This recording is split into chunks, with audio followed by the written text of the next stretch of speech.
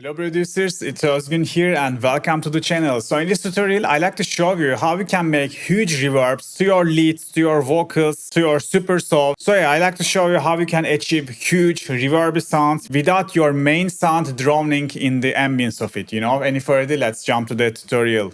So guys, I have this sound. So let's write a melody with it.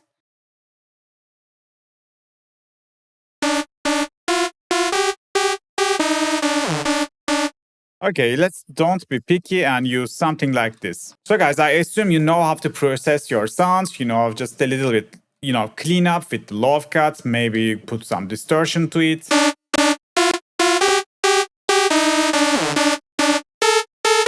And let me just boost a little bit of mid.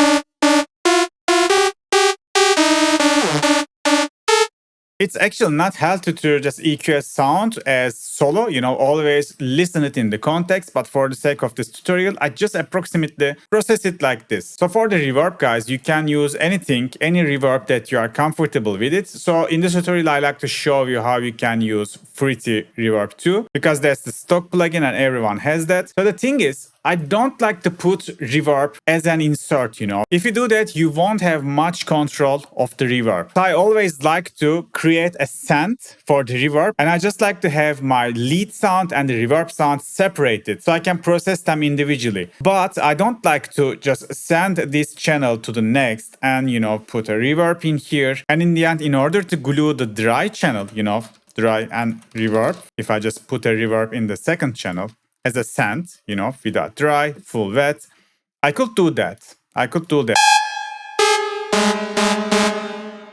But then, for example, I need to sidechain this reverb. I need to, put, for example, an OTT and glue the reverby sound with the dry sound, which requires a third channel, which is too much job and it's not a practical workflow in my opinion. So that's why I don't do that.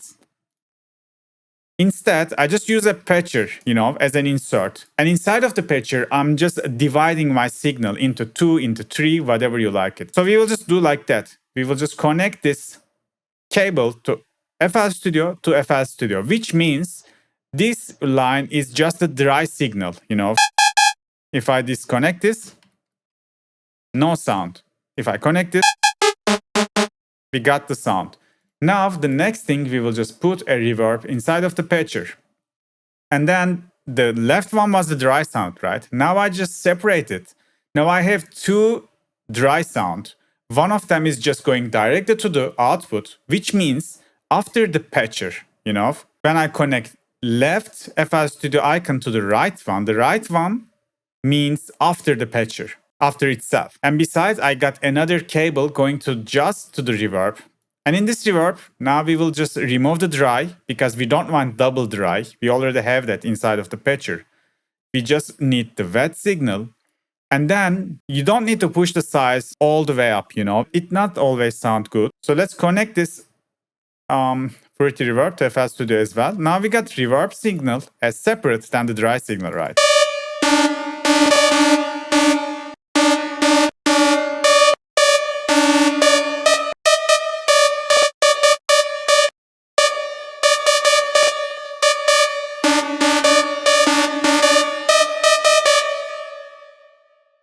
So this sounds pretty nice. Let's make the decay at least 3 seconds. This is gonna depend on the BPM and many factors, depending on your melody. But approximately 3 to 4 seconds are a good sweet spot for big room techno, big room, that kind of sound. So that sounds nice. So let's disconnect the reverb because I like to put an EQ, just after the reverb. And no need to low cut, but maybe just a low shaft to reduce a little bit of lows.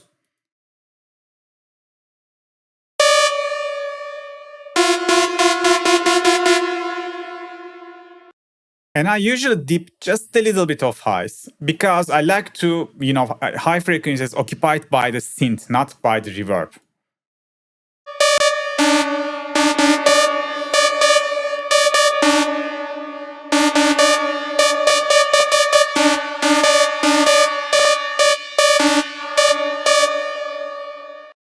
Also, just a little bit 300 deep. That sounds nice.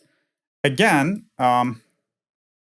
we will add one more plugin just after that, and which is going to be a Fruity limiter. So this limiter is gonna sidechain the reverb from the dry signal. How we do that? Let's first connect them like this. And then we will just go to Fruity limiter and just add one more input. And with the new input, we will just connect the dry signal to it. So this is not gonna be audible. We are not doubling the dry signal. We are just giving the information, the dry signal to the limiter, which we can go to the sidechain and right click. And now we see the input one. We just connected, right? Choose the input one. And now whenever we have signal, it's just gonna trigger it from the signal and duck the reverb sound. Which is crucial to have, clean leads, clean vocals, whatever you are using. Just give it a little bit ratio and lower the threshold. The threshold is going to determine how much do you want to, duck the reverb signal. And now if you play it. So if you push the threshold all the way down, the effect is going to be extremely obvious. Sometimes this is also usable in some type of big room tracks, and the release is your best friend in here. You need to adjust this according to the the melody. So if you want to reverb come back late, you just need more release. But if you want the reverb instantly, so you need less release.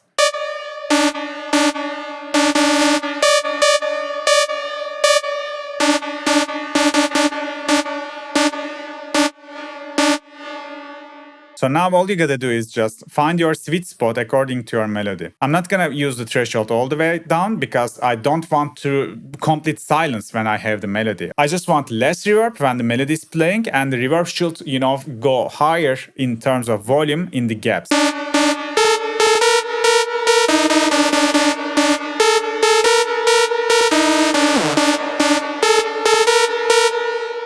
Yeah, as I said, you can just tweak the preset how you like it. You can use an external reverb. This is totally up to you, but this setup is crucial in my opinion. And then the thing is, now like this patcher is dividing signal into two, and then after the patcher in the next slot, we are just merging the signal back again, right? So in here, we can put some OTT, for example. Now we are just processing dry sound and the reverb sound at the same time, and also which is crucial for gluing them together.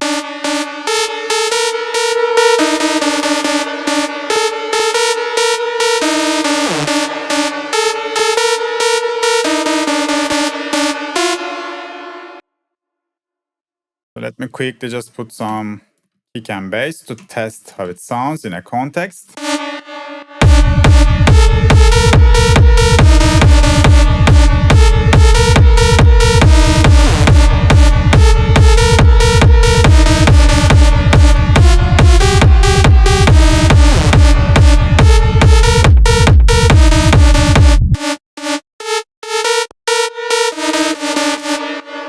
And with the same logic, you can fastly create some delay chain as well. So let's put a Fruity delay 3. Again, let's go pin pawn and no dry, full wet. FL Studio to here.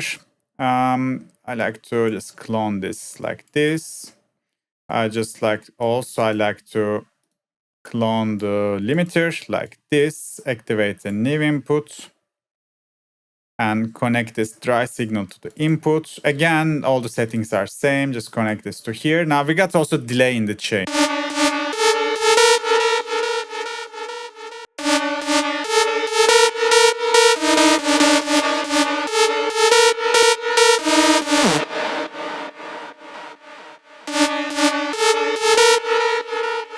So let me try this vocal chop this time, and we can see the vibe, how it sounds. So let me fit it quickly to the BPM.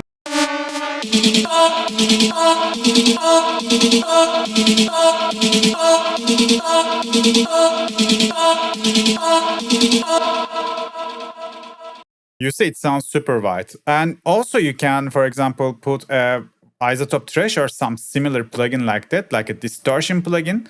And just a little bit distortion always makes it sound much more crisp. And even, for example, we can put a spreader to make it a little bit wider.